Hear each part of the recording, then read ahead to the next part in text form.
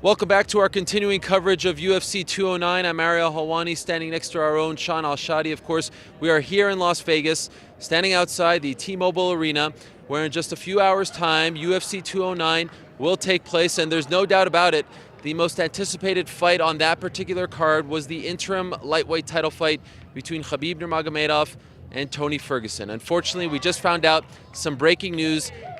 According to the UFC, that fight has been canceled. Found out that Khabib Nurmagomedov fell ill while cutting weight. He was transported to a local hospital early Friday morning, and unfortunately, with just a few minutes left to go on the official weigh-ins, which also just wrapped up, he was ruled out medically by the UFC doctors, and unfortunately now for the third time, Khabib Nurmagomedov versus Tony Ferguson has been canceled. Devastating news. This was without a doubt the most anticipated fight on this card. Some, including both Khabib Nurmagomedov and Tony Ferguson, refer to it as the most anticipated lightweight fight of all time, and now we're not seeing it. For the third time, it has been canceled. Your immediate thoughts when you found out the news? Devastating is the right word, man. This is an utterly devastating blow to a pay-per-view that was already not going to do, big numbers, big business. Now you just took away easily the most important fight of the pay-per-view. What are we left with? We're left with a great, fight between Tyron and Wonderboy, but that's a rematch, and it doesn't seem there's much heat between it.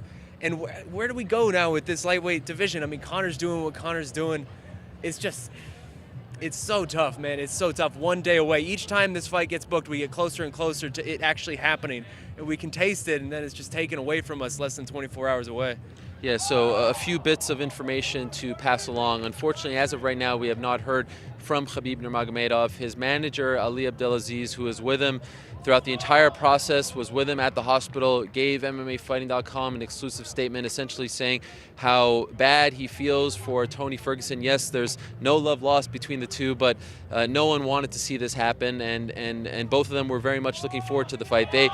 They created all the buzz leading up to this one. So Ali Abdelaziz sending his apologies to Tony, his team, the UFC, and the rest of the fans who are very much looking forward to the fight. Tony Ferguson has yet to speak to the media, but he did send out a tweet, a very classy one, I thought, telling Khabib to get well soon, and hopefully they'll meet again in the future. The UFC, as far as representatives are concerned, Dana White not speaking about what they plan on doing next. We don't know what the plan is, and we all kind of figured that the winner of this fight would hopefully be in line to fight Conor McGregor next. He is still the lightweight champion. So what do you do if you're the UFC? Because this is the third time that this fight has fallen through. Do you give Tony the shot now against Conor, or do you try to rebook it for the fourth time? That's the money question. It's a tough question because you're right. This was set up so perfectly. These were the two guys, and it was such an obvious two guys. There was no one else that could compete for this. And now what are we left with? I mean, Conor is going to do what Conor's going to do for the next year. Who knows how long he's going to be chasing this Floyd Mayweather fight? Who knows how long the lightweight division is going to be on hold? It's so hard to see this happen, man. I was looking forward to this fight more than any fight in 2017, and it's rough, and I feel like you have to run it back just because these are the two most obvious guys in this division, and we need to see this fight at this point. It's been teased so much, but it's just rough. It's just a really rough situation. We don't know the extent of Khabib Nurmagomedov's illness. We don't know how he's feeling right now. What we do know is that he is back in his hotel room. He is recovering. He was at the hospital for several hours and was released at around 9:30 a.m. Pacific Standard Time. But right now we don't know when he would be able to return. And of course, as you mentioned, we don't know when Conor McGregor will return as well.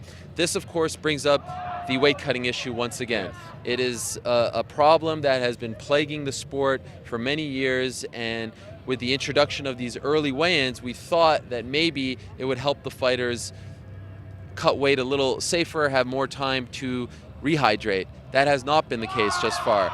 And I know I'm kind of putting you on the spot here, but what can we do to rectify this problem? Joe Rogan going on Twitter this morning talking about how dangerous this is, how the true effects of weight cutting will only truly be known, in years to come, but it just seems like time and again fighters are hurting themselves just to make it to the scale, let alone in the fight itself. It seems to be a problem that they need to fix some way, somehow, right? And it's a problem that's only escalated with these early weigh-ins. I mean, on the whole, the early weigh-ins are a good thing because it allows the fighters to have more time to recover, which is inherently good. But since we've seen them enacted, basically every weigh-ins we have one or two guys who can't make it, who fail to make it, or who come in just very, very close to the limit. That's what can we do about this? Because obviously weight cutting is one of the biggest problems that surrounds this sport, but nobody has a good answer, and it's so difficult to try to.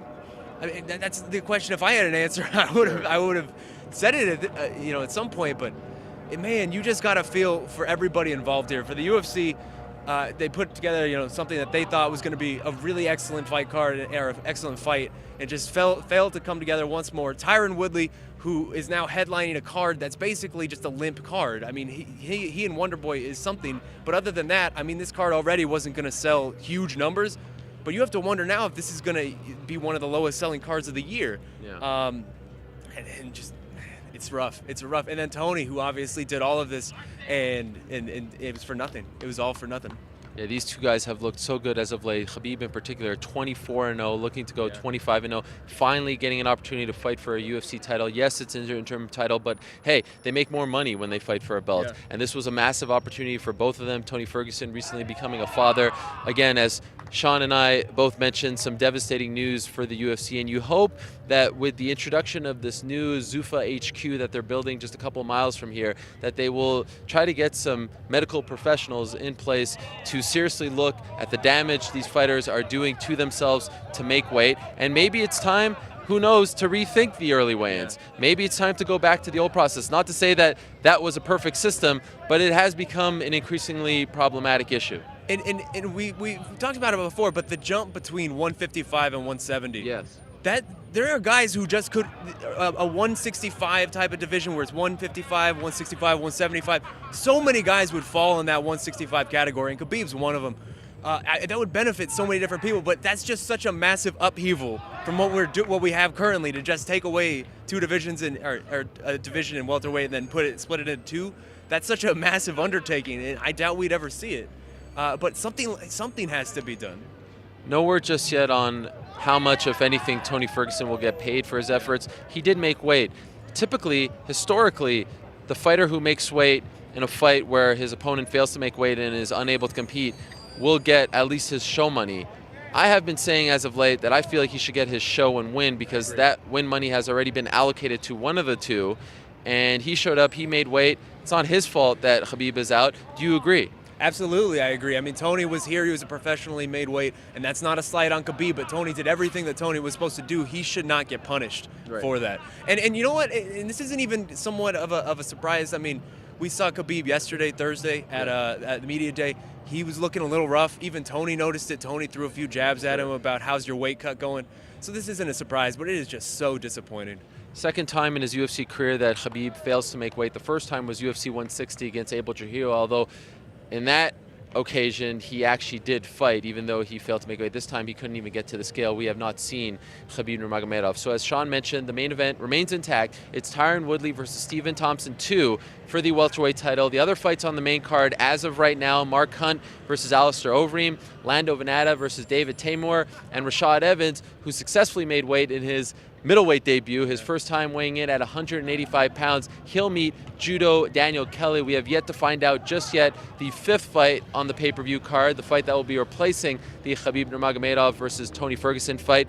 The other 23 fighters on this card, they all made weight, so no other drama there, although Yuri Alcantara made it with just a couple of seconds left, but he is official as well for his fight against Luke Saunders. So once again, some unfortunate news, some breaking news early Friday morning. Khabib Nurmagomedov unable to make it to the weigh-in scale, ruled out, had to go to the hospital earlier this morning, unfit to fight, fell ill while cutting weight, and now his fight against Tony Ferguson has officially been canceled. The third time they have been scheduled to fight, the third time, unfortunately, that fight has been canceled. Horrible news. We'll have much more on this as the day progresses. Still to come today, press conference between George St. Pierre and Michael Bisping from inside the T-Mobile Arena, and the ceremonial weigh-ins. Now UFC 209 will have 11 fights on the card. We appreciate you watching our coverage from all week long here in Las Vegas. We'll be back for more later on Friday. Thank you very much.